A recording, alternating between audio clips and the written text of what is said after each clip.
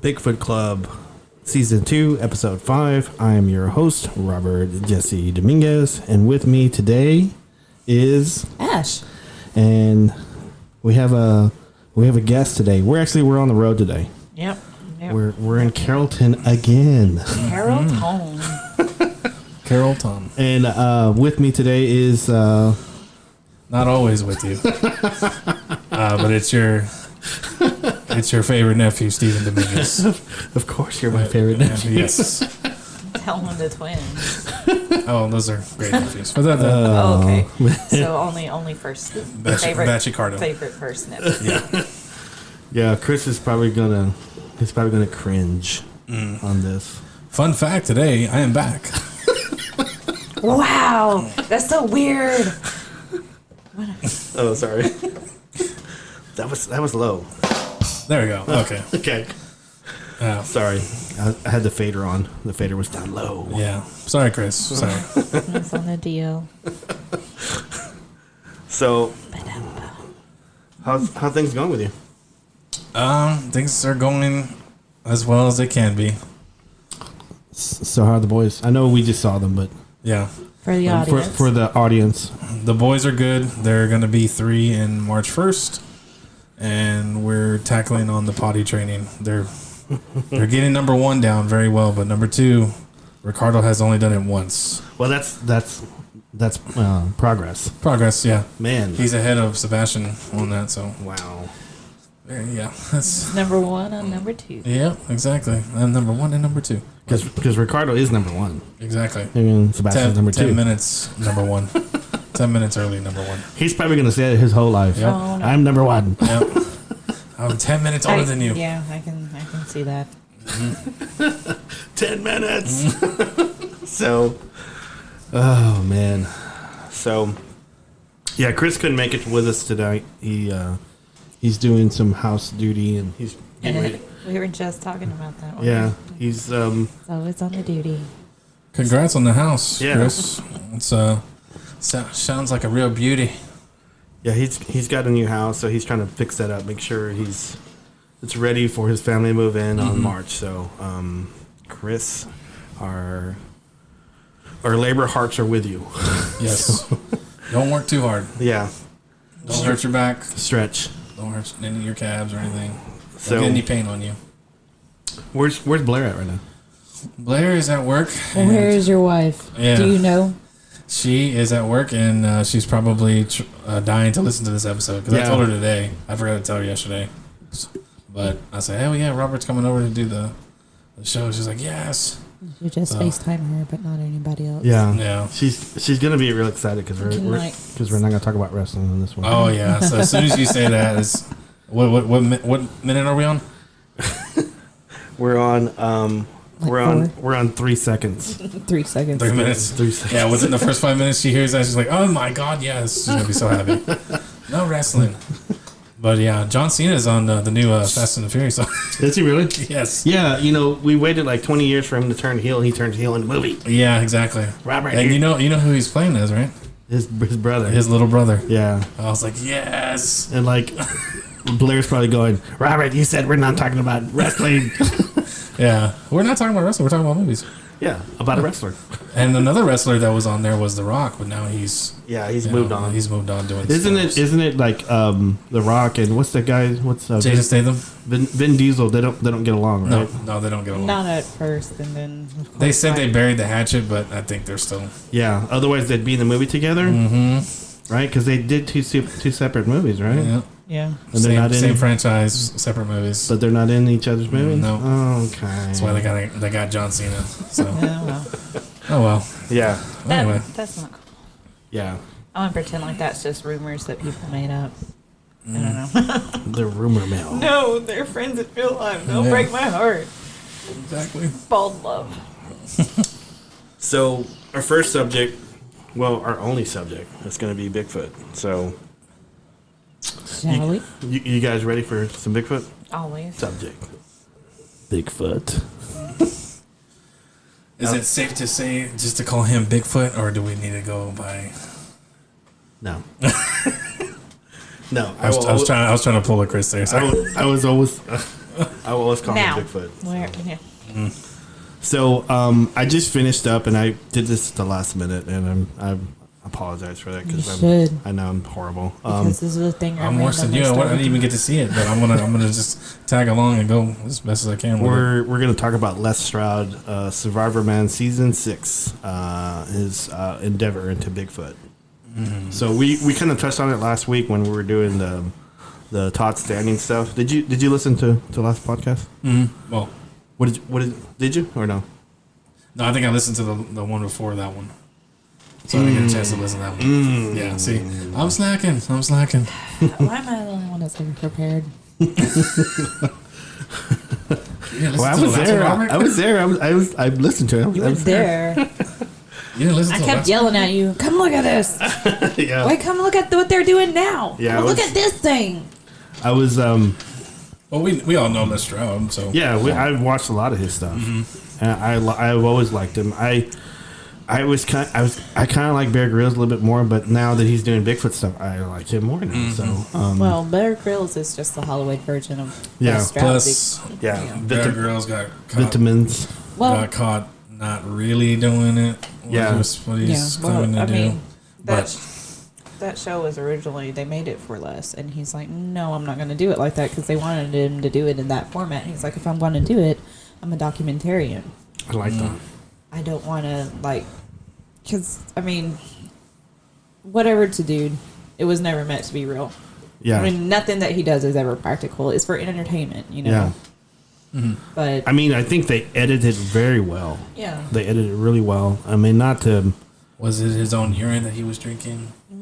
Yeah. Or was it I apple don't juice? think he ever did. Yeah. No. Did he have to bite that fish and make it squirt out his gill holes? Or that beetle and get a close-up shot of his teeth. Okay. We're talking about Bear Grylls. Yeah, no. I thought we were talking about Les. No, he cooks his food usually. Yeah. Because biting into a raw fish wherever is fucking dumb. It is. Especially if you're trying to not get sick. Imagine someone... Did you ever see the one where he was trying to get the honey out of the bee nest and he got stuck in the face? I think that was the only real thing. His face was huge. Yeah.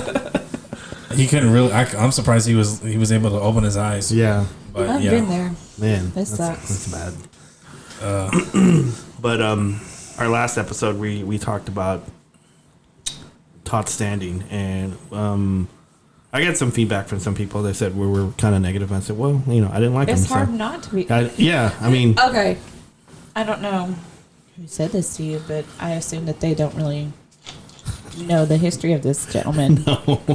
Well, there was a couple people who knew the history, but they were kind of hinting to me, hey, you were kind of negative. I said, well, it's hard not to be. I don't like the guy. Okay. The deal is this. It's I don't know him personally. I've never met him. Perhaps some people that we do know him, sure. But I don't like frauds. I don't like people. Anytime people that lie and present it as fact, to me, just it really gets under my skin. Yeah. Because that sounds like he's a scammer. He's taking advantage of people. I don't like liars. Yeah. I imagine eventually he would probably try to make profit off of this, of course, or something, and it's just ridiculous. It's if you're going to do something, do it right, because you make the rest of us look like fucking jackasses. Because who are the people that are going to associate this with? Us? Yeah. That aren't making fucking Muppets and shit, Yeah. Or he made Jim Henson proud. no, he didn't. Yeah. No, he didn't. He's spinning in the grave. Or this dumb motherfucker are always going to be the ones that get the attention. It's always going to be the negative stuff. It's kind of like that with anything, but yeah, I'm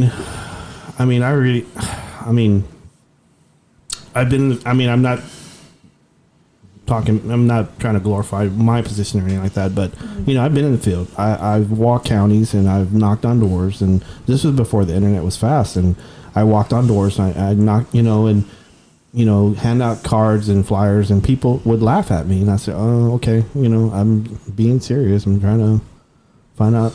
It's not a sales pitch. I'm not asking for money. I'm not asking for money. I'm just trying to find information. Yeah. So, So yeah, he kind of hurts people who are really passionate about it and that want to help people or want to actually prove its existence and stuff. So or just for them to want to know for themselves too. I think that he just wants to be believed, and I personally don't give a shit about being believed. Right. I just rather want to know what the truth is, and he rather sell the lie than find the truth. Yeah, because the part of his video, and we gotta, we're still talking about Todd, but part of the video where it kind of not. I mean, the video and the stills were kind of questionable to me already. Kinda. But kinda. Kind of. And he was shouting at the Bigfoots that came close to his thing, and he was shouting at him. The thing with the flare, yeah. Yeah, the flares. I said, man, if you're, and I said this last show, I said, if you're trying to prove that this thing exists and you're trying to get video and pictures, why would you scare it away? Why? Because either it looks good to be running around and screaming flares, or you're actually terrified and you have no business being out there anyway. I mean, because I think if this was really a Bigfoot out there growling at him, he would have got his gear and then left, and this thing would have shadowed him probably all the way out. So then but there was like 17, but 18-foot ones. Just by me looking at the video of what he caught, it looked lifeless. Yeah. And it didn't even look bothered or concerned or intrigued. It just looked like it was just staring off in the distance like a cat or something. Yeah, I mean, there's the ones that were the full face. I mean, there's the two you can tell, the ones with the blinking and whatever, that somebody probably in prosthetic makeup, because that's an eye. But the other ones it's the Sentinel or whatever, the first ones. Yeah. When I was watching that documentary, I didn't think that was his actual pictures. I thought it was just like a really bad recreation because it was a low budget documentary. Nope.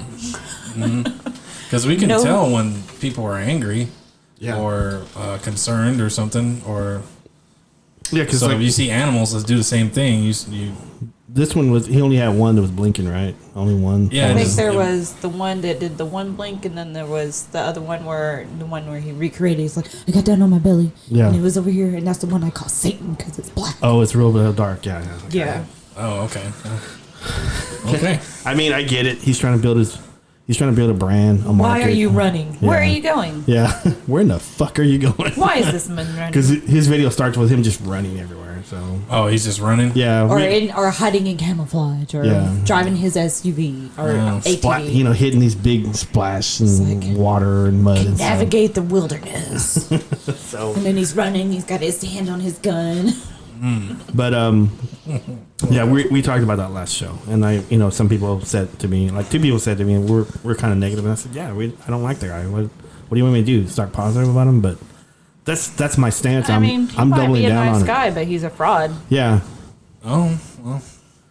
I'm just gonna double down and just say I don't like him. It's gonna stay negative. Sorry. So that's just the way it is. So that's what I try to tell my wife Blair, is that on the Bigfoot community or the paranormal community, there's going to be negative and positive opinions. Yeah. And it's not pretty. It's not meant to be pretty, because there's people out there who are fakes, and just like in real life. Yeah. People are fakes, and people are snakes, and people who you trust and are good, and I'm just hoping people. I mean, there's a couple of dudes in the paranormal right now that I've been dealing with, and they I've reached out to them for assistance on stuff, and like, it's nothing against them. They just don't know me. They don't know who I am and what I'm about. And they've kind of like, hey, make sure you do this. And I go, yeah, I know. I've done. I've been researching a long time, dude. I know. Yeah. I know how to protect someone's information, and I know what to look for. I said, you're all good. I said, whatever I give you is solid. So he didn't know me, and I understood that. So. Yeah. But that's just the way. That's the way it is. I mean, if you're not in it, you don't really know. Yeah. I mean, I kind of sometimes feel like a jerk, but it's my own personal experience with dealing with people, and it's like, honestly, there's more bullshit artists out there than there are that I would call legitimate or that I would trust, because it's such a, I don't know, it attracts a certain type of people, I guess. I'm not saying there's anything wrong with believing in the fantastic, but you know, kind of going back to episode 1, everyone wants to be special. So they want attention. It's like they're little kids. It's like, oh, I have this and whatever, and it's like, well, my power is better than yours, and my ability to contact this, and I know where demons are, and blah blah blah. Or you have 3 ghosts, I have 4. Yeah, my ghost did this.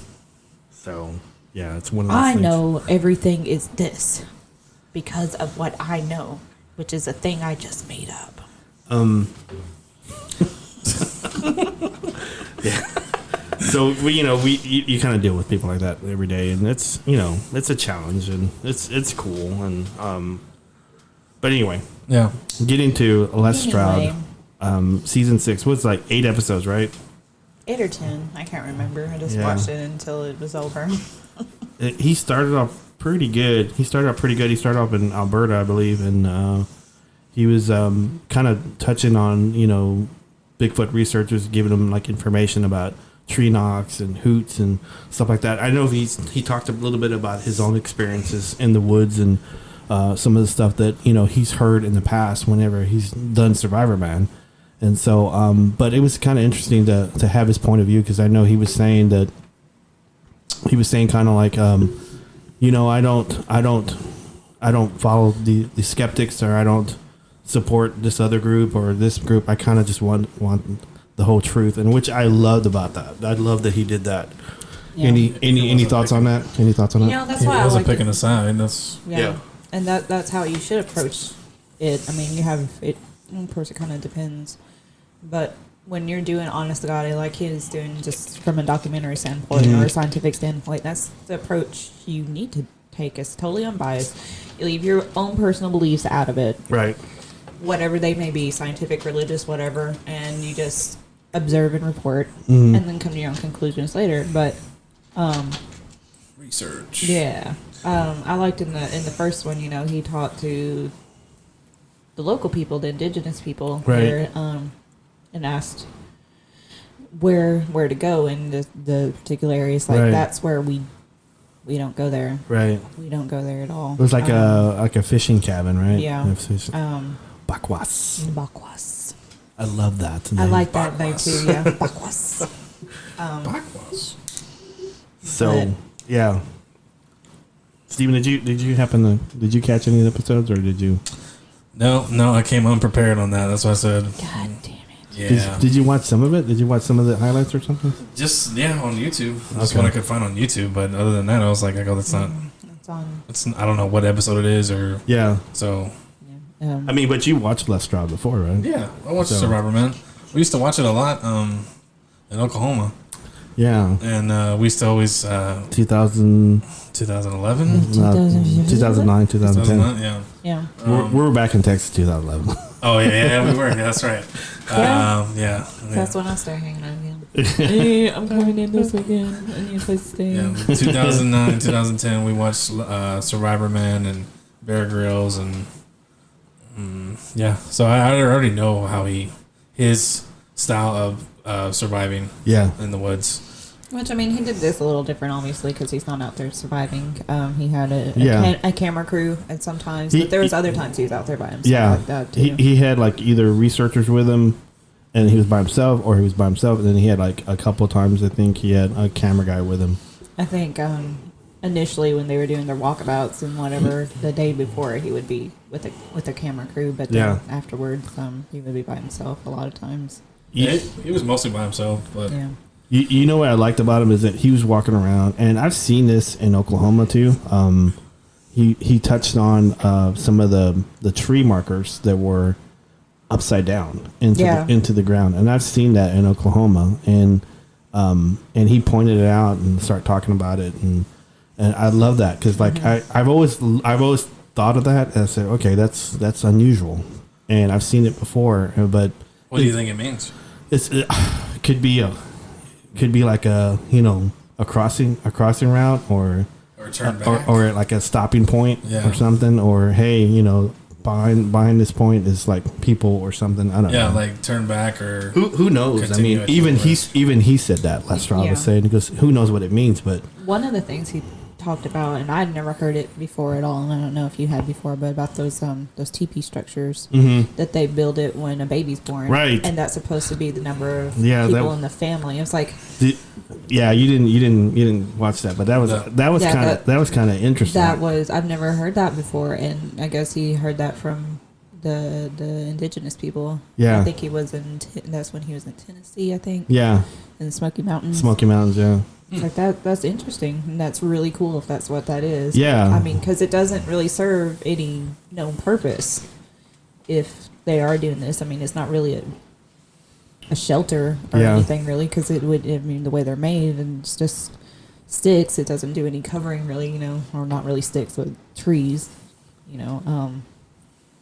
Yeah, it's pretty cool. Have you run into that in the woods? Have you? Yeah. I mean, I think I have, but it's hard to say because like when I was a kid, you don't really notice it. But I've seen things like that before, and I couldn't definitively say that that's what it was because before I knew what it was like. Yeah, I think when I first got into Bigfoot stuff, I was like, man, I was trying to be a sponge and get all this stuff, and like walking out into the woods with Luke. I was trying to make sure I was listening to what he was saying and then looking at everything. That was really hard, and it was like almost a headache, because I remember coming across smaller structures like that in the woods, and he would point out that he said that some of these woods were like different. It was like, like a birch or like a plum branch or a pecan tree or something, or like mesquite. So we would find smaller ones, and when I looked at them, I said, "Oh, someone's trying to build a fire." But Luke was saying, "No, this is left by a Bigfoot." And I've seen some big structures like that, but I never paid attention as much as these guys are doing it now. So I ran around in the woods all the time when I was a kid, but I didn't know anything about that stuff then. And you don't, it doesn't really you either assume it's somebody or you just don't really pay attention. Yeah. If you don't know what you're looking for. Yeah, I was going to talk about it, but I think I kind of forgot. But I'm just glad you brought that up. Yeah, because that was the thing. And it's like, that's one thing that I've never actually heard before. Is anyone say Did you that? ever take any pictures of that? I want to say I have, but I can't remember. I have like some old CD-ROMs. I got a good CD-ROM. Who says that? Wow. Well, if that's what it is, that's what it is. But I know, but who uses those anymore? People in the 90s. At least it's not like a floppy disk. You sound like that guy from The Chills. People in the 90s. Oh, people in the 90s. Oh my God. So his voice is so annoying. So yeah, I think I have a lot of stuff. I have to find it and go through it. Because what I'm picturing, this could be completely off, but True Detective, the little tree build-up things that the serial killer was making or his group was making. That's what I'm thinking about whenever you're seeing but it could be completely different from what y'all saw. Yeah, I don't think any of these were intertwined. I mean, other than the tree lines kind of stuck together. Yeah. So I think if the listeners listen up, if they look up Bigfoot tree structures, then they'll see what we're talking about. It's usually like 4 or 5, like not really big logs, but like skinny trees kind of stacked together, kind of like a teepee. So. Oh, okay. Yeah, I've seen things like that before. Yeah, that is. For some reason, I always thought that was like a nest, like a sleeping little tent that they made, but. Yeah. I mean, I've seen things like that too, but I also where I live, we had a really bad ice storm. Mm-hmm. And there was a lot of woods look like that anyway, where the trees are bent over and not broken. Yeah. But normally with that, it's all going the same direction. I'm going off of a memory here. I don't know who we were with, but I can't remember if we were with Chad, but we were like under some bridge. Scott. Was it Scott? Chad Scott. Chad Scott, yeah. And his wife, and then we went to it was really hot. I just remember it was really hot, and we came prepared, like Gatorades and water and all that, but my gosh, it was really, like, as soon as we went under the bridge, like, it got hot like we were in an oven. So yeah, I'm pretty sure there wasn't any Bigfoot around there. No, but I think we did find that. Yeah. It was like far down the river. We went into a field, Yeah. And I think either you or Chad spotted it, and we're like, "Oh, either they left a long time ago, or this area is hot." Yeah. Literally hot. It was hot. I don't. I don't recall. I'm pretty sure we did, and I don't really talk to that cat anymore. So, so I don't know. I wish him all the best. I don't know. I don't know what he's doing. I'm not talking bad about him. Yeah. I'm gonna give him a pass. Yeah. So I was just bringing it up as a memory. Right. Yeah, Right. Other than that, he was a good dude until they always 2009, 2010. oh god, we didn't have to say that. Whenever we moved, I'm not gonna hold back. 2009, 2010, he didn't treat us too well. So Yeah. and whatever motive he had, whatever. I'm not mad at him. No. It's just not friends with him anymore. So. Yeah. But it might have been not with him. It probably was either with yeah. Go ahead and say it. It wasn't. I don't think it was Matt, because Matt. Yeah. Yeah. I'm not gonna say anything bad. But I forgot who it was, but I just remember it was hot. It was under a bridge. We went down the river. How did we By get the any time? chance, did someone ask you to bring them solo? No. No. No. But yeah, that's what I remember. Yeah, that's what triggered a memory.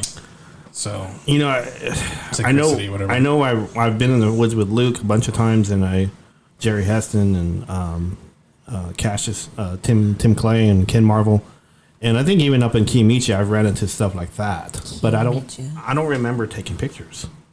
I'm pretty sure I didn't. So what I always tell you is I always want to go back to that one where you took a Julian. Oh yeah, Brown Springs. Yeah, that's the one I really would want to go to. That one we got to go Let's back go to. get some BS. I was told by Cassandra that I wasn't allowed to go there, but Allowed? I'm a grown up now, so Cassandra? yeah.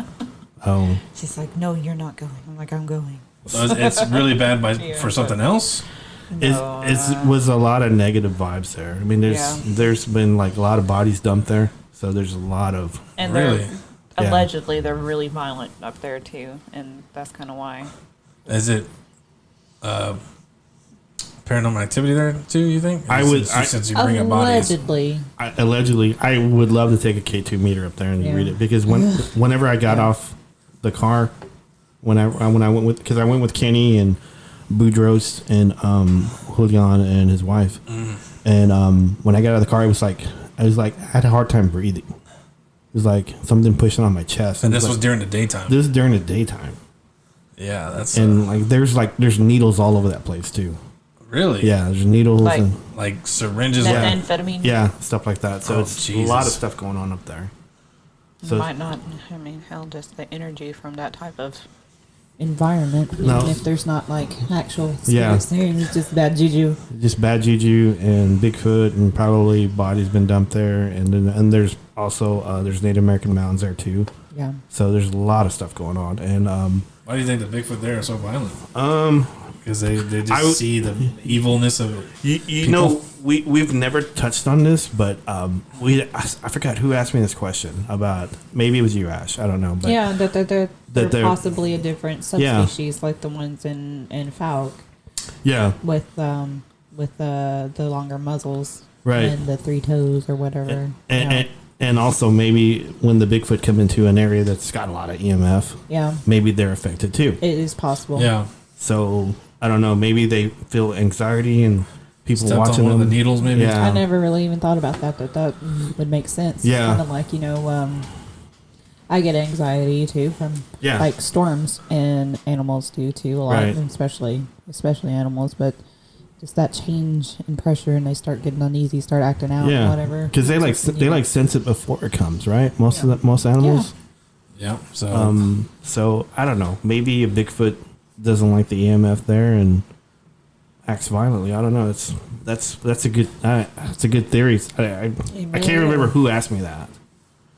I thought it was. I don't either. I thought it was you, but it might have been, but I don't remember. I didn't. Well, just know that I asked you that. To this day, Steven's asking me now. But that allegedly that they're. I've always wanted to go ever since. I guess I gotten over the fear of where y'all went to last? Hallsville. Yeah. So the only thing I'm afraid of on that is the needles.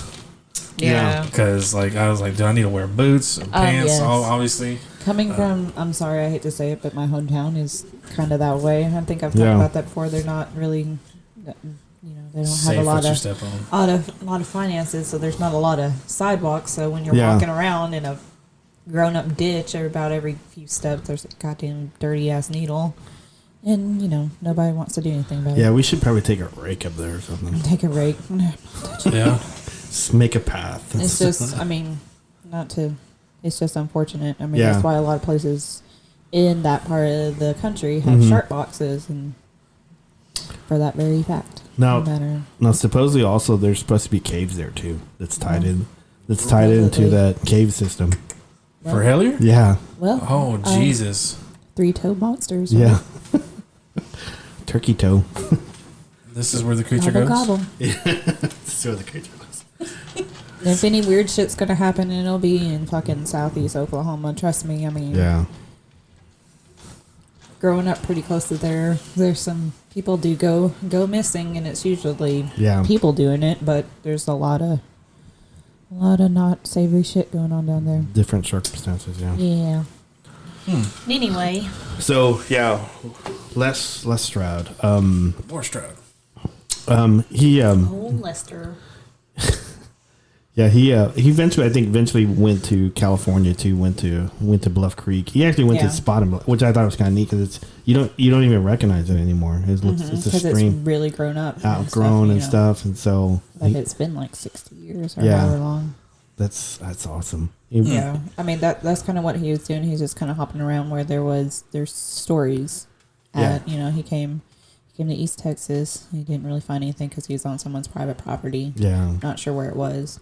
But and then he went over to. He didn't say where in East Texas he was at. No, because it was at somebody's house. Yeah, it was just somebody's. Like it looked like a electrical right away. That's what it looked like. Yeah, I think where they were, if just going kind of loose description, was probably closer to Louisiana than anything.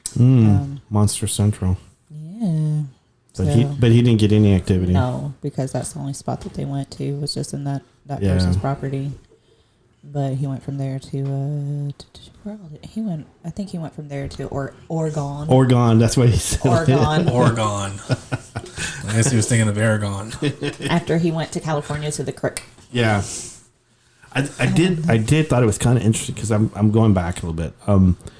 When he was in the Smoky Mountains, he was with a guy named Kelly, I think was his name. I can't remember. Is that the guy with all that was doing all the rock stuff? Yeah, he was doing pretty cool. He was doing rock stuff, and he was also doing like crosses. Do you remember that? That I thought that was odd. It was strange. Well, that's just someone projecting their own beliefs, just to kind of see what it is. Because I think he was the one that it goes with the girl that's kind of more indigenous approach to it, which is interesting too. That's fine, but.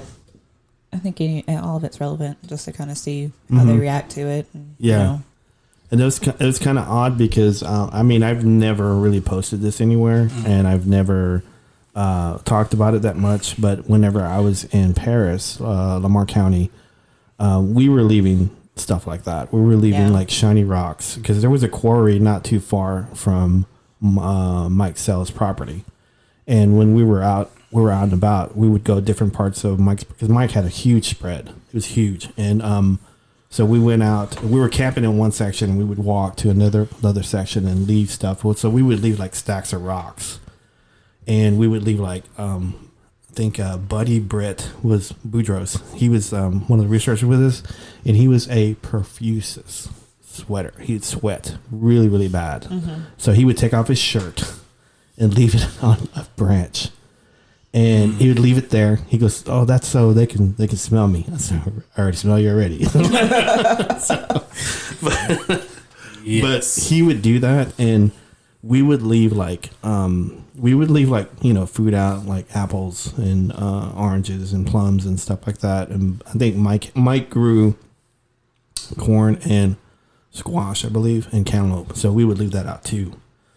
And we would leave out rocks and stuff like that, and then the rocks would be moved. Now, before all that stuff was going on, I kind of believe that he had Bigfoot there. But then Lance Bailey, his friend, would come out, and when we were researching, he would double back behind us without letting us know. And so once he started doing that, I kind of just threw everything out. I said, okay, that's because you don't know what. I don't know if he was doing it. I don't know. Which one was Lance? Lance was the one with the car that he spray painted himself, and he was like camouflage. Do you remember that? Yeah. Okay. And he was the one. He had like a badass, right? Yeah, he had like he spray painted Bigfoot Hunter on it or something. I was thinking of the other guy that always. Remember what I was talking about always earlier? Kenny. The type of people that this field attracts. Yeah. What were you saying, Stu? The other one that was always coming over to us whenever we were with Kenny. Oh, yeah. What's his name? That was you're right. Yeah, my headphones just tangled. I got tangled. I can't think of his name. I can't think of his name. Whenever we get Kenny on, he'll tell us. Yeah.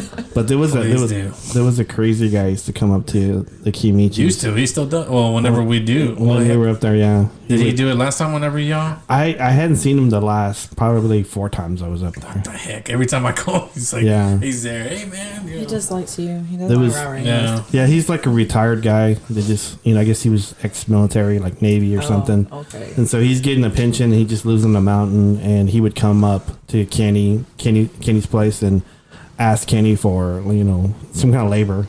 Yeah. So he can make money. And so he would come up there like drunk all the time I think he kissed me one time. Yeah. Which was weird. He kissed my cheek and he goes, "Hey man, I love you." I go, "Oh hey man, I don't know you."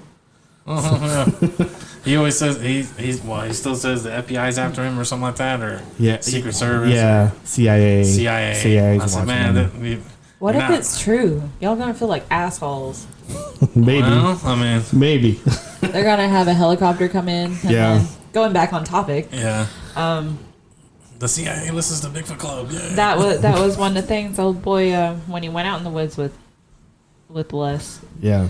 Because he wanted to go back to this place where the stuff with the flares and whatever that he was too scared to go back into, and he's like, "All right, I'll go in there. Show me where it's at." Yeah. And they happened to find a helipad for firefighters that had been cut out. And you're talking about Todd Standing. Yeah, because he did two episodes where he went into these areas where Todd was at, and he's like, there's a real reason I don't want to talk about it because it got me scared. I don't want to talk about it. There's a reason I haven't been back here. And then after they found that helipad, then he comes up with the idea. It's like, well, I was sitting out here and I was all by myself, and I hear some calling, and I had found some tracks earlier, and they weren't Bigfoot tracks, they were boot tracks, like military boots. And then it was middle of the night, no one's here, and I just hear all kinds of gunfire for like 90 seconds, and then just silence, and then in comes this helicopter completely blacked out, and I heard screaming and stuff. So I mean, I think what they're doing is they're going in there and they're clearing them out. Yeah, that's why helicopter came in and landed, and after they happened to find this helipad, he decided he's going to tell the story reason why he hadn't been out there for so long. He was kind of covering up why it was so quiet. Yeah, too, because they come in and killed because everything happens when nobody else is there. Yeah, it's like but. I think Les was saying that he's like overzealous about stuff, and he was trying to catch him. I honestly feel like he was trying to catch him in the lie because he set up all those camera traps overnight and stuff, and set them up in a way that if you're stumbling around in the dark, like probably people like that would do, it's like it's gonna catch your ass in it because the cameras that he had set up, he had them hidden in. Just, it was the lenses, and then they were transmitting to the recorder, which he had buried in the ground in the box, so that any animal that come by wouldn't hear it. And then he had like these fake birds with birds in on them, with the cameras in them, and they're in the trees and stuff. But they were motion activated, and at one point, it just like the wind blew and dust blew up, and it set off the camera to record. Yeah.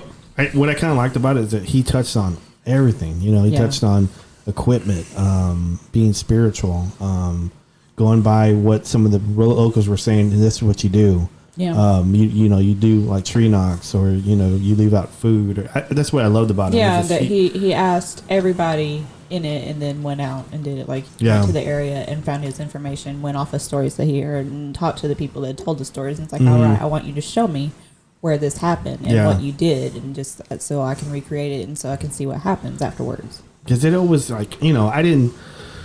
To be honest with you, I didn't expect him to come up with anything close. I just didn't, because not that he's doing it any better or worse than finding Bigfoot, but those guys, they're never gonna find Bigfoot stuff because they got lights everywhere. It's like setting off a Roman candle, just like I'm coming into the woods. I feel like if anybody that's actually actively doing it purposely is gonna do it, of these people, I would think that it would be someone like him. Maybe not specifically him, but someone that's just out there doing their thing in the woods and not making a huge scene, because to me that's just asking to chase them away. It's like if you're just doing whatever because they're curious, anything that's intelligent is going to be wanting to watch you. They're going to come in and check out what you're doing, and I think that's how he got his. I'm pretty sure his encounters were all off camera, while he before the season, of course, but he does this stuff on his own sometimes. He just goes out with no cameras just to do it because that's what he does. He's a survivalist. And I think that's what happened. He was just in the woods and heard. And I think he said on several occasions on some of the episodes, he was saying, this is the ultimate. If this thing exists, he is the ultimate survivors. Yeah. And he could out stealth anybody. So to think I out stealth him, I'm playing a fool's game. Well, because he's gone places with real predators. Yeah. Like immediately after that, the first episode of the next season is the one where he goes into India. And there's tigers and elephants, and he's finding tiger tracks and elephant tracks. But guess how many times he saw a tiger and an elephant?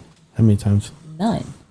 He saw all kinds of deer and heard all kinds of peacock. Might have seen a tiger in the distance at dusk, but he wasn't really sure. He couldn't get his camera to focus on it, where he could see it was too far. That's scary, man. But everywhere. Elephant. Okay, tigers aside, I mean, obviously that's a predator. They're low to the ground and they could hide better. But a fucking elephant and they travel in herds, and there's poop and footprints, and you can hear them, and he never saw them once. A predator. Yeah, that's... Huh. That is scary, though, to think that you're in an area where a tiger's at, or he could just slowly put his mouth on your throat and kill you quick. Slow out anything. You wouldn't have time to think about it. It's like he's sharpened a stick, and he's like, I don't know what this is going to do, but it just makes me feel better. It's for my mental capacities. And then he stopped at one point and set it down and never walked off of it. It's like I left my spear. Not that it would really help me, but it made me feel better. When you were talking about that, I had this. I'm going to talk about this because I want to kill time. But I had. Do you remember this dream I had with you and I? Oh my god. I used to have this reoccurring dream that Steven and I were in the woods. It almost looked like Africa. I mean, there was like a field, and it was like trees separated, like 20, 30 yards a piece. And Steven and I were walking down this area, this wilderness, and we come across a lion. And the lion sees us from like a distance. I said, I go, shit. So Steven, I was pushing Steven to get in this tree. I said, get in that tree, go. So Steven climbs this tree, and I run over, because it couldn't hold both of us. So I run to this other tree, and I climb up the tree, and I'm pretty high up, and Steven falls out of his tree. Sounds like something I would do. He falls out of his tree, and this lion comes over to Steven.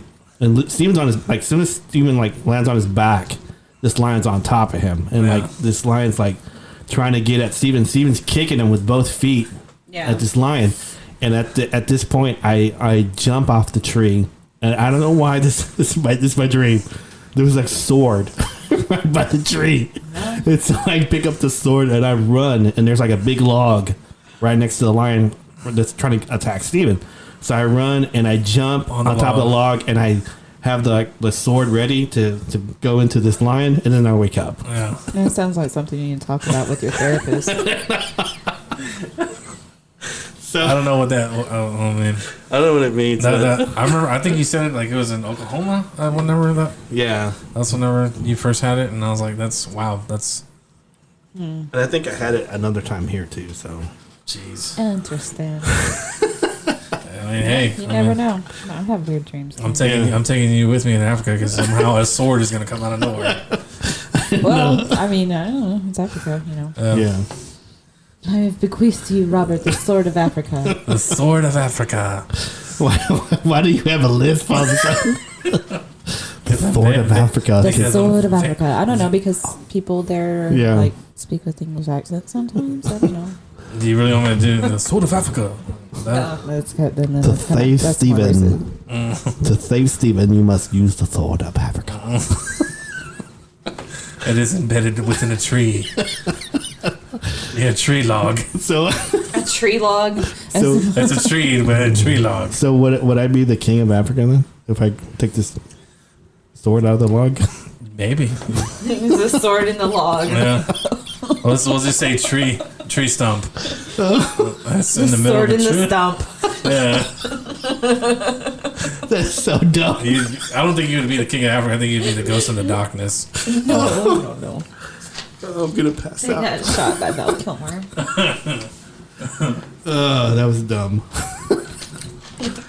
I am the Okay. devil. So the episode that I really liked is the one where he was trying to prove how hard it is to hoax things. Yeah, that was actually really cool. It was. It's hard to hoax things. Yeah, because he to hoax them properly, where people that are actually where know it what makes they're looking experts at. like, whoa. Yeah. Yeah, because he went to this group called State of the Art in California, and they do all this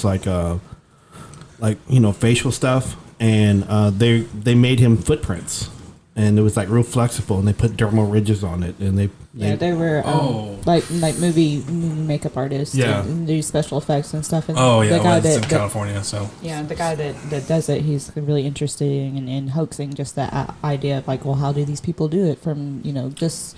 Yeah, I understand from because he does that, so it's like, okay, well, who's out here doing these sort of things, like Patterson. Thermal ridges. Wow. Yeah. So it was kind of neat. They put him on stilts, and so he had these stilts because he wanted to duplicate the distance between each footstep. Yeah. And so he did it, and then he casted them right, and he took them to Bindernagel and Meldrum. Oh, he did it twice. He made the first set that they made was really it didn't really work right. Like he couldn't walk around in them; they were too hard. Yeah. So they went back and they made some out of like a polystyrene type rubber. And It was neat. It was neat. They put them on stilts, basically, like little like that the people, painters, like painters stilts or whatever. The people like that use them. And then they put it on there, and so that they got the gait better too. Yeah. And it was really cool because it flexed. Yeah. The steps and stuff, but he said all together between the two things and the airfare and all this stuff, it cost him $10,000 to do all this. Yeah. Just how it's like it's not very practical to do something that's believable. Yeah. But even after all of that, he still didn't have them fooled. He almost did. Yeah. But they know what they're looking at. And they were holding up looking at a cast that they already had, which is the one that they copied to make the other ones out. He's like, wait a minute. Because he was noticing, Meldrum was noticing, this looks similar to this one. So I'd like to hold this to have it further studied.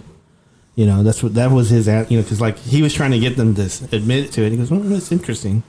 They wouldn't say that it was actually a footprint. Yeah. And I think Meldrum had some that were hoaxes already. So he pointed out to Les before that, and then so that way I guess he kind of knew, or Les kind of knew. It's okay, because I don't think he was going to fool them completely. He just wanted them to see it, and so it was kind of neat. He wasn't really trying to fool them. He was just trying to figure out just how easy it would be to do it, and couldn't do it because so you need money and I guess just an original foot to model it after that's not an existing print, and stilts.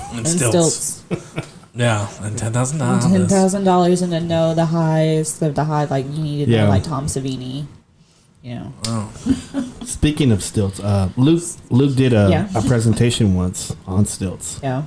And that was yeah. do you remember that? Yeah, that was at your old job. No, yeah, it was at USBC. USBC. I don't have the button, so I'm not gonna hit it. So. Oh, dang it! Let me just do a sound effect. Okay, no. Insert bowling sound. This is where we need to learn how to edit. This is super late.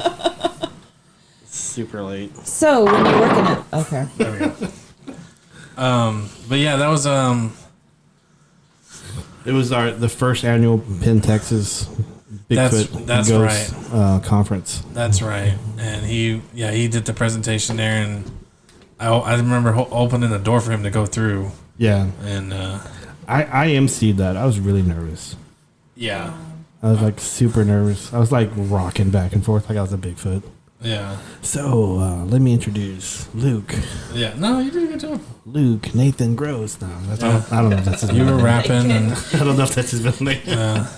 Sorry, Luke. Sorry. What if it is? It'd be weird. it's Like of all, name. not John How or Nathan. How does Robert know it? Robert, how do you know it? Luke, Bigfoot. It's because we watched that ritual.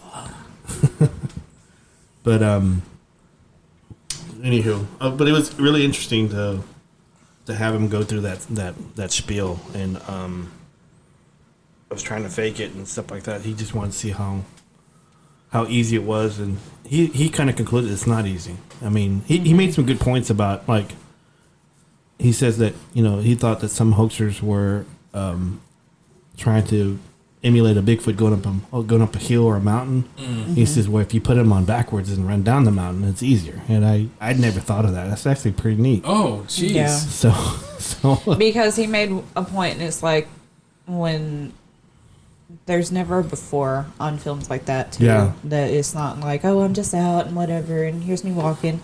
There's never a discovery. It's just a bam, here it is. Okay, yeah, and you don't see where people walked around looking at it. It's just like yeah, because what I want to see is like someone stumbling up across a tracks where it's like muddy, and Bigfoot actually slips. You could tell. Yeah, like, he's like going up a hill. It's real muddy. He slips. You can see a big blop on the mud right there, and some hair. And he slides all the way down. It's like, oh, Bigfoot's clumsy. This one just happened to have a bad day. Like, that's when you know, like, okay, maybe they're not all perfect. Man, they have good dexterity. Yeah. Even cats fall down, you know. Yeah. But they land on their feet. And it's always no, not always. Not always. I think I had the world's clumsiest cat, and I loved him, and he was the greatest cat ever. But he was one of those that I always said he was a teenage boy in a cat's body, because he's like always trying to be cool, but he would fuck up really hard and be like, look, and like get up and be like. You didn't see that. Or like and like go and hide and pout about it, and like. No, he was clumsy. He was. What was the cat's name? Joey. It's a teenager name. Yeah. Fucking that Joey. was just his name. Joey. Not fucking Joey. I had him for 13 years now. Joey Pantaloon. So yeah, he was he's doing that episode like that, and then I think he eventually went into like he went. I was talking about Smoky Mountain ones where they were leaving out crosses, but he ended up going back to Alberta with this couple that were very spiritual, which I thought was kind of neat, and he had like more activity with them. Yeah. And that was because they went out with no equipment Yeah. and just themselves, and they went and they would sit and let it get quiet. And I really like that approach. Maybe not necessarily the spiritual aspect, which, you know, I have my own path, you know, which I agree with that, but, you know, I don't necessarily, you know, I think that aspect sometimes should be left out when you're with a group of people. Yeah, because like he went out with Todd. He went out with some guy from Utah. He went out with the guy at Smoky Mountains from Tennessee. He went out with this camera guy. Am I missing anything else? Or who else he went out with? It was like some Native American. I think he went out with a Native American guy, but I don't know. I forgot. I think it's when he was in California. Okay. When they went out to where the Patterson film was. So they didn't. I mean, because like he was catching. Like a lot of times he was in the woods when it was raining a lot, and he would catch like whistles and knocks, but you couldn't hear it. The one part that really stood out to me, and it's a little boo boo, but when they were weren't able to get a fire started. And they kept hearing from some like knocking in this hollow tree. Yeah.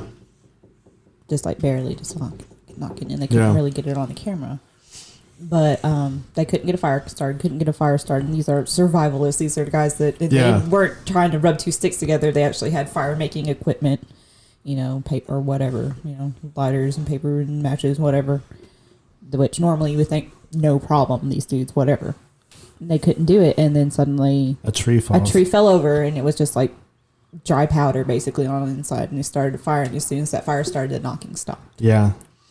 And I just thought that was interesting. It could have been a totally coincidental. Yeah, it could have been. But it was just kind of, interesting. Bigfoot helps you. Yeah. Bigfoot helps you. I mean, maybe. I think if anybody... But I thought it was interesting that he was out with all these different groups. Right. And he was out with the spiritual group, or... Because they did like candles, and they were burning sage and doing like feathers and all kinds of stuff. And... so he got more activity because actually he ended up getting some callbacks, and you could actually hear it on the show. And he said that he heard that once before in Alaska, but he didn't record it. But he heard it something similar. So and I've heard those type of because he compared it to, he did a coyote one, he did a wolf one, and he thought that this one was different because he said he's been in the woods a bunch of times, heard all kinds of animals. But this callback was interesting. I mean, because coyotes might sound a little similar, but if you get one to do it, then usually immediately after that, the rest of them will do it too. But this one, I've heard things like that too, and try to think of, because from far away, I think I would compare it to when a train goes by and the sound of the wheels on the tracks, like that screeching noise. Yeah, it kind of sounds like that, but. Usually not always was where a train would be. Right. You would hear the rest of the train, not just the wheels running. I don't remember him saying that there was a train by. Yeah, I mean that's the only thing that whenever I've heard it that I can think of to compare it to, because I've lived near train tracks and worked near them and stuff. But it was very that makes sense. It's hard to explain. It just didn't sound like anything that I can compare it to naturally that I know of. Yeah. Not saying that there's not, but I mean. Yeah, he didn't play any caribou or nothing like that. Yeah, he just did coyote and wolf, and. I don't think caribou make that. No, I mean, elk there's possibility, but it's still just, it didn't have, kind of like, you've heard elk call plenty of time. Maybe not in person, but like where it has that break at the end. Mm-hmm. And this didn't do that. It sounded like it sounded like almost like a lot of things, but not quite, Well, the guy and the girl, I wish I remember their names, but the guy and the girl, they had actually some pretty good calls. The girl had a call, and it was really, really long. Mm-hmm. She did her call. It's like she went like, I don't know, like 20 seconds or something. Let me time this. So it was actually pretty good, and I think whenever they made the call, they got the call back, and I think throughout that night they slept in a tent together. Oh yeah. And then he slept further away from them, and then he had something came up and like touched the top of his tent. He woke up at the middle of the night with someone. And at the time, he's like, "Oh, it's just a raccoon." He's like, "But what I didn't say was it was about 4 feet up." And just barely touching, just like barely patting, like running her hand across this tent. And just happening. See, stuff like that's unsettling. It's not. I don't know. It's not creepy, but it's just unsettling. Like, it's like, what was it? Yeah. What was the it? Unknown and Bigfoot. And what could have happened? The thought of he could have just as easily. I could smash you right now. Yeah, I could just grab this top of this tent and take you with me. I've seen things like that. I was watching just something that came up in my feed. It was these photographers who are taking pictures or videoing mountain gorillas. And when they start walking towards you, what do? You can't run away because that looks bad. So you just kind of ball up. Yeah, ball up. And don't look at them. And then this one just came up right behind him and started like petting the guy on the head and all this stuff. And the silverback walked behind him, whatever. And you're just like, it's amazing, but it's terrifying because at any minute, if they decide they could just whatever. more often than not, they probably won't because they're not. You know, Unless gorillas aren't really violent like Yeah. a chimpanzees would. If it was a chimp, you would. You know, I wouldn't ever want to mess with them. But it's amazing and it's terrifying, which is what nature is. Yeah. In its whole. You know. That's. I mean, because that reminds me of the Albert Alsman story. Do you guys ever hear about that story? The one where he got picked up by his backpack. Yeah. Well, he was. I think he was in a sleeping bag, and this Bigfoot just came up. This was like in I think the 30s or something. Yeah. Like that. Oh, geez. And it picked him up and just carried him for miles. And so I know Les was one of the early episodes. One of the Bigfoot researchers told him to have a GPS with him in case he got kidnapped. But he didn't reference that. But I'm referencing it. But he said in case he got kidnapped, that they, you know, you could look online and see where he was at. If he Well, got I ever mean, got- it's not beyond. I mean, yeah, there's all those, which I think we touched on one story, and then I was watching my favorite channel, Top Fives, about they were talking about children going missing in this one particular, or children going missing in the wilderness, and then showing Yeah. up. And one of those stories too was that this little girl was rescued by or kidnapped by a bear, and there's more than one story Yeah. like that in North America or in around the world. It's like people being quote unquote children being kidnapped by bears yeah. and returning unharmed. Maybe a misidentification. Maybe I mean, a Bigfoot. Possible. I mean, they don't know what a Bigfoot is. That's Yeah. the closest thing. But I mean, Wasn't there a story about that? Like, Recently. Yeah, not but- recently. there about, was one recently, but There was like this is whenever I was in high school. Where I can't remember if you brought it up or someone else in the group did. Like a kid that was lost in the wilderness, but he kept seeing a Bigfoot that was guiding him to the right road, or I think so. I can't remember. like every time the Bigfoot showed up, he would go the opposite direction Yeah. because he was terrified of it. But it led him to The road. the main road to where there was a lot of cars driving by, and he Yeah. got rescued until he realized that the Bigfoot wasn't, chasing him. He was guiding him right. to Guiding safety. him out. Yeah. I don't know if that was a rumor or I think Ash is looking it up right now. well, Yeah. no, I'm just saying that it's not too off the page. I just thought of something because I follow this page on YouTube called History of Children, and on this day in 1996 is when that little boy fell into the gorilla pit. Remember? oh, And when the 3-year-old boy fell 20 feet into her enclosure, and the 8-year-old gorilla carried her to safety and kept the other gorillas away. You Yeah. remember that? Yeah. So, on this day in That's my phone. 1996, oh, in August 19th, 1996, that's what it said. What state But was that's that in? interesting, huh? What state was that in? It was in Illinois. Illinois. Illinois. Yeah. And it was But- actually carrying. Yeah. So Like it wasn't I trying to mean, harm it. Like it was actually like. you look holding- at it from that standpoint to where it's obvious that they would recognize what a child is. And Yeah. Let's just say It was like hypothetically, maybe like there's other times in nature, like when different animals adopt other animals when they've lost their Yeah. own babies, and they see this baby by itself, and it's like, this is mine now, So the story you're telling me, Mandalorian. so the story you're telling me right now is that this is not a big hairy monster. Well, no, I'm saying that you can either come from as a person or an animal, Right. and still have that response to a Right. child, or just a person by themselves, and if they don't understand that there's nothing wrong with them and they're by themselves, and it's like, Yeah. oh, I need to help them, because obviously it seems like they work in communities or have their groups or whatever. It's a goddamn herd, Yeah. So Les was saying this during the show, which I loved when he said it. He says there's two kinds of things, or two kinds of people. The people that go off instinct and people that go off what they learn. So with these stories we're talking about, it just sounds like they're going off instinct of, caring, motherly, fatherly, which is awesome. I love that. Mm-hmm. So you don't hear a lot of stories like that. Good stories.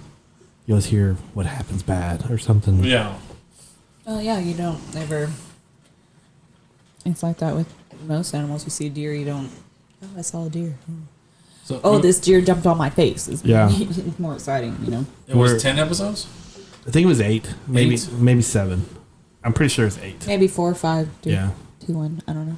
Yeah. No, I don't remember either. It was maybe It was good. 8 or 10. It was Yeah. good. It was. I think I've always been a fan of his, like I was saying before, and I like Bear Grylls more. But I think since he did the season, I like him more now. So is he going to continue doing? No, I hope so. He's not even. I don't think he's even doing Survivorman right now. He took a break. Yeah, he was traveling with his music for a little while. And right now, I think he's doing a show on PBS about wild types of food, and I'm not really sure what it's about, but just seen him post a little bit about it. I'm sure somebody will pick him up when he's ready to do it. Someone's gonna Yeah, pick him I mean, up. I don't think it's canceled. I just think he hasn't made he might make a couple episodes here and there, but I don't think he's done a whole season recently. Yeah. They should just get Ghost Adventures to do Bigfoot Adventures. Ghost Adventures. Yeah. No. Did you just scratch me? Oh God! Something thumped me. Yeah. Aaron's like, oh my God, he just picked me up and threw me across the wilderness, man. Chill's going up my spine, What guys. was that show that was on E that used to come on Friday night with the British people?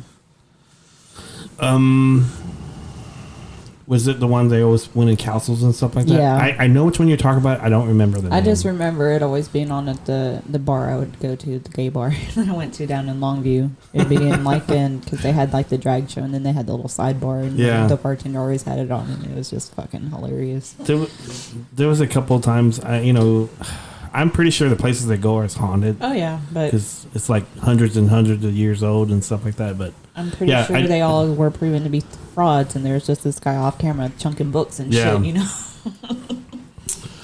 I know what show you're talking about. I don't know Yeah, the name I of can't it. remember what it is, but it was horrible, but it was hilarious and I know so many people that thought it was real. We're No. we're 1 minute and six seconds 1 minute in. and 6 seconds. 1 minute and 6 seconds. Yeah. Um, So, but it was I think Les Stroud ended the show with the spiritual stuff, which I thought was kind of cool. Like I said, and he was getting some audio stuff and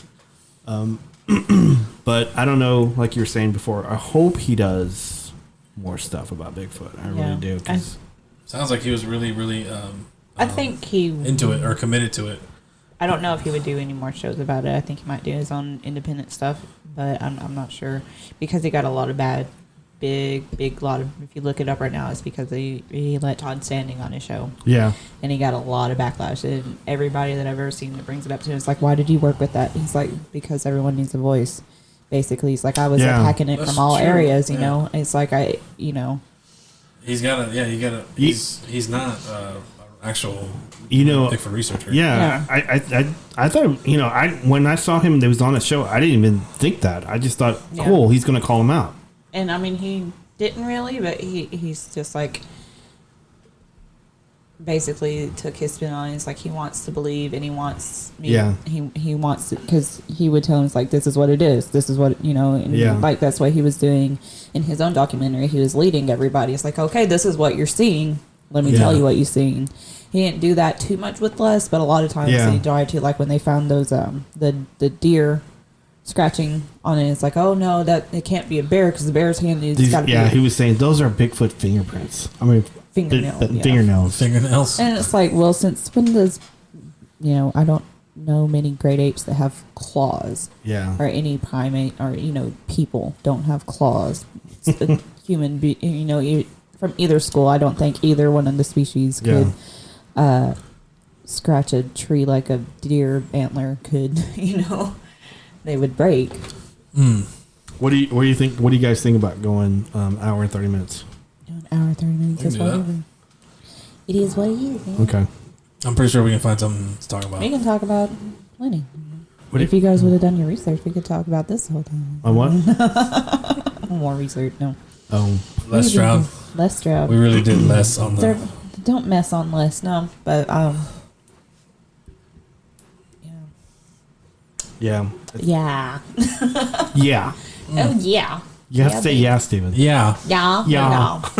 What happened? Where did we go? I guess I can ask since y'all both finished it. Yeah. What was your favorite episode? I'm assuming yours is the last one with the spiritual one. Yeah, I want to say it was my favorite one. I kind of want to lean toward the hoaxing one because I thought it was a nice perspective.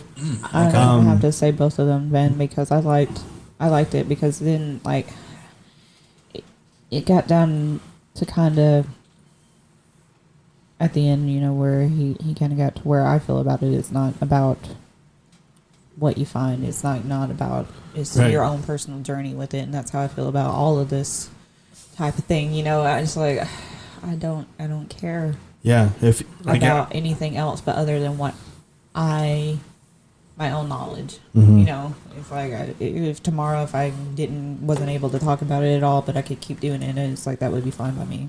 Yeah, because I think he was kind of saying that if you just go in there with just not the mindset that you're going to see it, just experience it and just go with that. So I thought it was kind of because whenever I left TBRC, I kind of went that route too because even today I don't care about.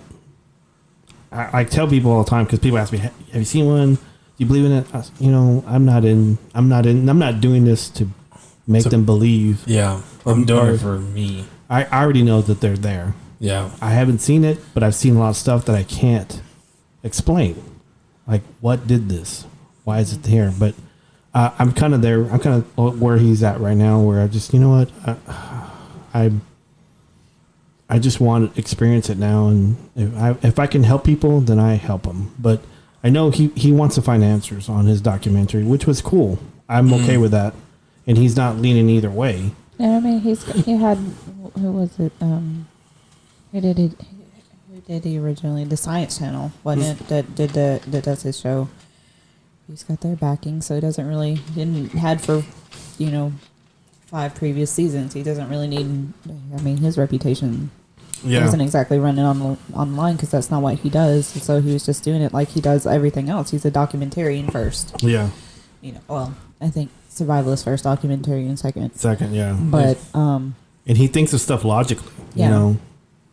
Like the trees and stuff. How would these trees, formations happen? And he looks at it logically. So that's his job, is to watch his environment, to look at it. I mean, in the next season, they had I guess a contest where he brought somebody out with him that didn't know what he was doing, and the guy was also a documentary filmmaker, so that's why he picked him. And it's just the average person is just like, okay, I'll be like slightly away, and this guy watches my show all the time, so he thinks he knows what he's doing. Yeah. But no idea, he's wanting to sleep during the day when he should be working and stuff like that. And so average people, I mean, even people that go out into the woods for this stuff aren't going to know how to read an environment like he does. Because he's a pretty good tracker, too. So yeah. He's a good tracker, survivalist, and I just love the way he thinks. Because, I don't know, I was down on him when he first came out, but I like him now, so. Because Yeah. I was judging. You like running, jumping, climbing trees. Can't sit with us. It's because, whenever we were watching him on Survivorman, he was not as Bear Grylls. No. Yeah, he's not running and jumping. He's not running and jumping. He's not, trying to kill himself, doing a crazy climb down or eating poop or something. He's actually trying to find actual food. The only thing he ever seen him do with poop was use it to start a fire, and it wasn't his own. Yeah. So I'll say this: he did find like some poop that was pretty big. Yeah. In the woods, which I thought was kind of interesting. Like, I don't know what that poop is. But are you talking about on the Bigfoot? Yeah. He found some poop on the road. I think on a trail. Yeah. And it was huge. He says, "That's not bear scat at all." I don't know what this is. Did he do a Jurassic Park? Little did he know that around the corner, before when they were doing their drone shots, it was just this camera guy over here. Didn't know. He didn't call it. He didn't call it. He didn't dig a hole. You got to claim your poop when you're out in the field. Yeah. Claim your poop. Yeah, Kenny Marvel. Did he not claim his poop? No, but he's got like a lot of stories about when he poops and stuff. He is the toilet clogger. Oh.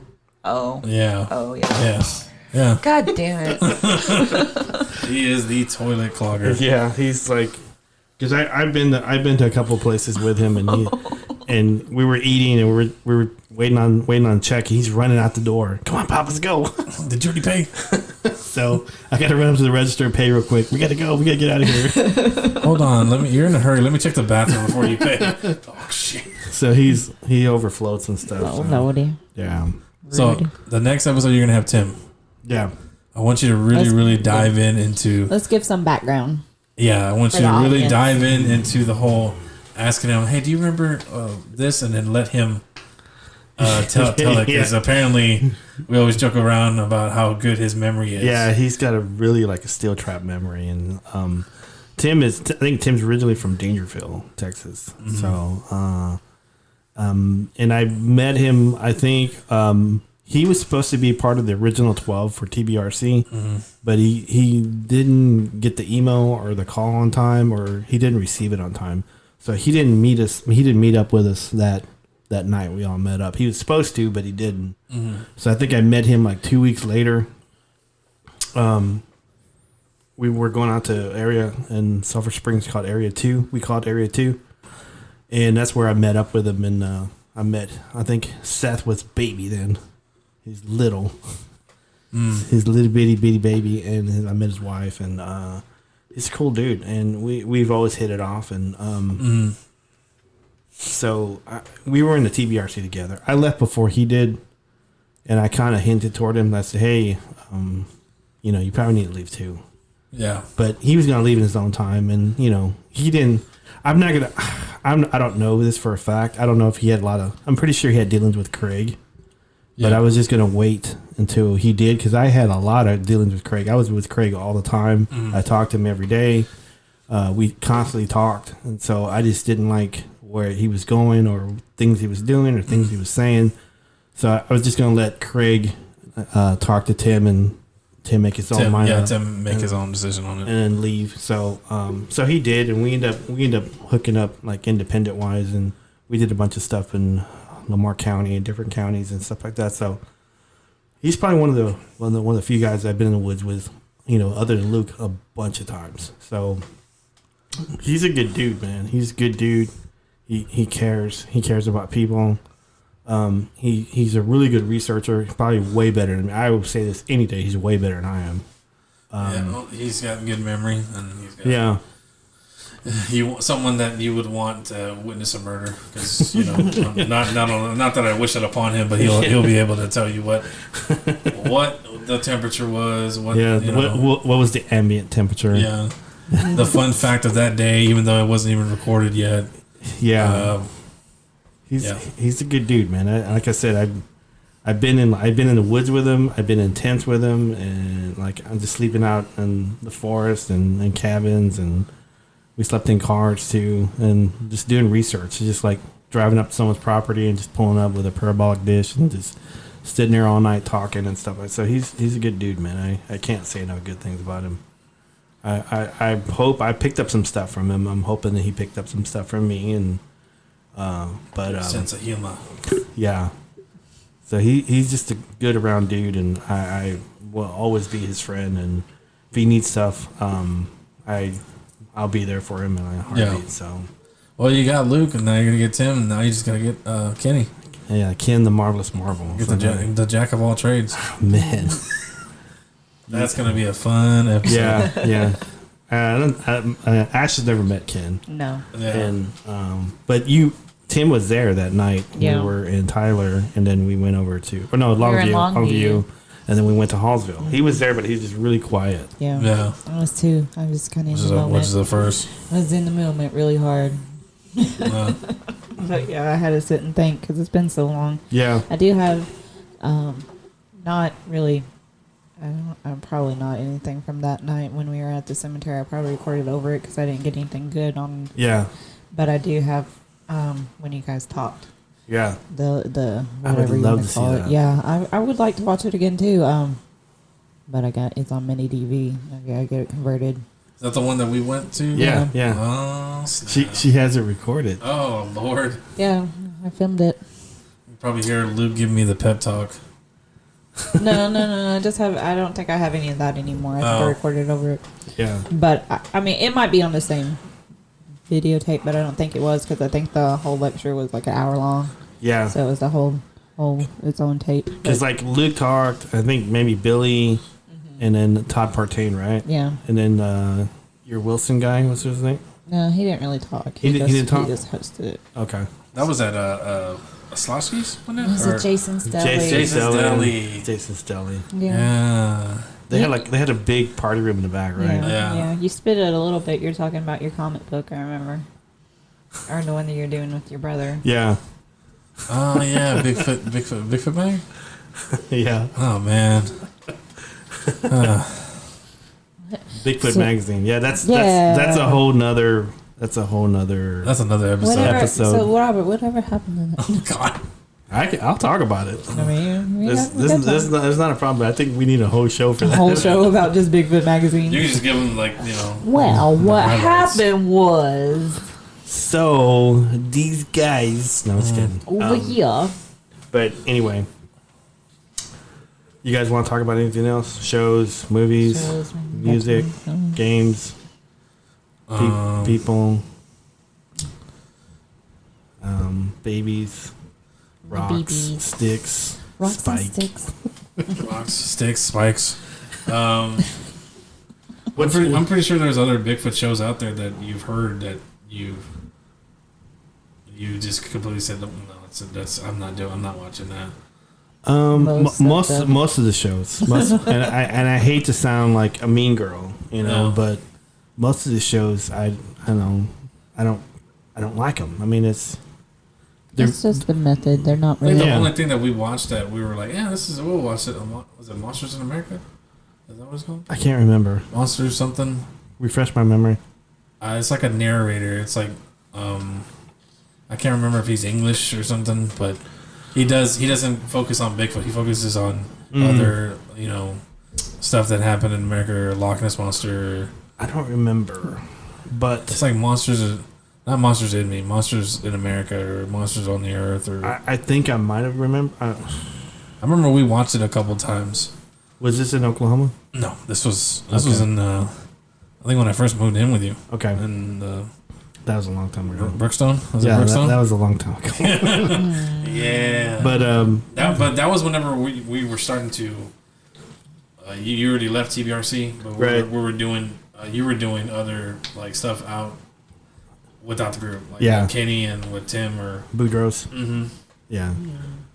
That was fun times, man. Those were good times because we didn't have any shackles. We didn't have any rules. We didn't have any regulations. I'd rather do that instead of pretending like you're, we're gonna set up a base camp and we're like a military fucking. And it's like I was kind of talking about that with the paranormal aspect, like with teams. It's just, it just seems so hokey. It's like I feel like like the group at the end of ET where it's like you run in and you got to set up all this stuff and put up your bubble and blah blah blah instead of just sit in the dark and shut the fuck up and listen. Because I remember, not that I'm a drinker or nothing like that, but I know when I went out with Kenny or Tim and stuff, and they were drinkers and they wanted to drink and they couldn't do it with the TBRC. So when we were at the TBRC, they go violate, I felt like that too because we were kind of that way with our team, but a lot of times whenever we'd investigated it was businesses and historical sites and stuff like that, which makes sense. But when you're out in the woods or whatever, and I feel like if you're just chill and hanging out and whatever like that, kind of like I touched on earlier, that you'll get more response. And I've always kind of heard it's like the more if you got a nervous energy with somebody, it's like, I need to see it, I want to do it, I want to do it, and blah, blah, blah.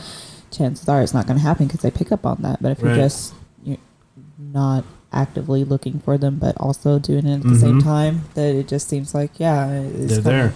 I mean, it'd be like with anything that's trying to be stealthy. It's like you're not gonna here's this possum, I want it to be my friend, so let me go run up on top of it because it'll totally respond correctly that way. Yeah. Well, would you do that? No. If you saw a Bigfoot, hey man, what's up, man? Let me shake your hand. Here, I got a Snickers bar for you. Would you think that you would talk to it and say, hey, or hey guy?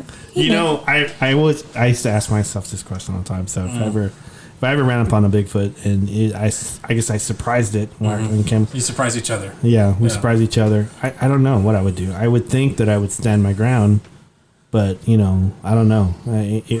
Because I know there's a couple times I've been in the woods and Mike sells property, and he had 2 cows. They were huge cows, and he would like lock them up in a pen, but sometimes they'd get out, and they would like tromp through the woods. And like there was a couple times I was with I think Buddy Britt, and something was trouncing through the woods, and I'll admit I was scared. I said, "What the hell?" and it was a cow. Yeah, well, So- the thing about cows are when they're in the woods, it's not like a wild animal. You know, it's like they're clumsy. They don't care. Yeah. They'll just walk through a bush. the worst thing. A briar bush or yeah, something. like bless them. They're not exactly the smartest, but if they want to go something, I know my grandma just it's Point like A, if they point can B. get their head through it, they're gonna get their body through it, no matter what, and yeah. So I would think that I would react right, but I don't know. I don't know, but I gotta say, anytime that anything like that's happened to me, I've never been scared. Yeah. Which is odd to me. Like anytime leading up to like when we went to Hollisville this last time, of course that was totally different stuff going on too, which probably led to this. I was nervous, and the anticipation I feel like is worse than the crash, because once it starts happening, it's just like I don't know, man. It's like it's just a dead calm. Yeah. Like, for example, when we went to Billy's that one time, we heard that one breathed at us, which doesn't sound like anything, but we hear just like it sounded like sliding. Yeah. And it's getting closer, and then suddenly it stopped, and it just got dead quiet. And then whatever it was probably just like right out of our eyesight, and it just goes, and then nothing. Yeah. And then like right after that, we all what we kind of assumed would be like infrasound. Like we all got this spine, like shot down the spine feeling all at the same time. Like, did you smell like pungent smell after that? No? But it had just it had been raining the whole time. I think right before and right after it came down. And I was going to ask you, how did you feel? I know potentially the callbacks that we got at Hallsville could have been another animal, but how did you feel whenever we got that? Were you excited? Were you scared? Yeah, I don't know, because I don't think I had time to be scared, because right after that happened is when all the other shit started happening. It's just like, what the fuck is going on? Because I didn't really know what to expect, honestly. No, I meant the second Hallsville. The second Hallsville? Yeah, whenever we got the calls back. Oh, no. Nothing? I don't think that was anything, honestly. I was excited. I was like, I mean, I was hoping, but I honestly don't. I think it was a bird. Yeah. Honestly. It didn't feel the same. It didn't, but I was excited. I mean, yeah. Because it's been a while since I've been in the woods, and I said, man, we got something. Yeah, we got something. Better than nothing. But I was going to tell you. It was somebody standing over there. Way over there.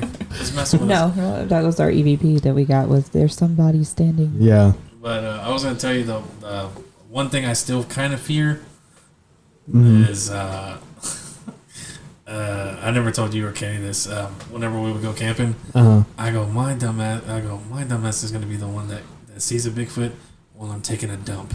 And that outhouse is facing the it's a good view of what's down, and I'm gonna just see a Bigfoot just walking while I'm taking a dump. Yeah, because I can't do anything.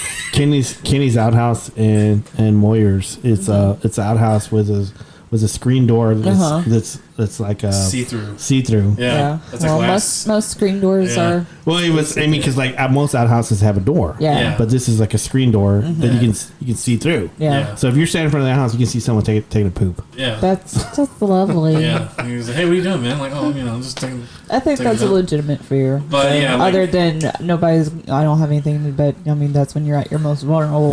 Yeah. Because it's like easy to where you can't see what's behind you, or on the side, and a face or a hand could show up, or I should have told you this before, but there's a cam tracker right in front of that. Right in front of that? Yeah, Right in front of Well, that, at an angle. At an angle. So, Oh, right. They aren't. So- they aren't. so it's Kitty's not- watching me he take a isn't nap. being so a it's- pervert. so it's not looking at the door, but it's like at an angle. At an angle. Whatever it has to walk past it, which set it off. So, in theory, we put that there so no Bigfoot will walk in front of it. I should have told you that. Oh, okay. So, because like Bigfoots avoid that in theory. Yeah. So you were safe with your. In my nightmare, this Bigfoot didn't give a shit. Yeah. He wanted your. Yeah. He wants your poops. Yeah. You're pooping, huh? Well, Bigfoot's like, what are you doing? The other Bigfoot's like, he's pooping. to touch on that, to kind of go back onto what happened with Survivorman, that was one thing that was interesting to me when he was out, where he put up the camera traps where that structure was. Mm-hmm. That boys showed him where the apple disappeared. Yeah. And it was like, well, no, I mean, before then, whenever it was something started the camera and the apple was still there, and then it's like it blinked and it was gone. Yeah. It's like, how did that happen? Where did it go? And then there was something like in the very bottom corner, and it's like either this is a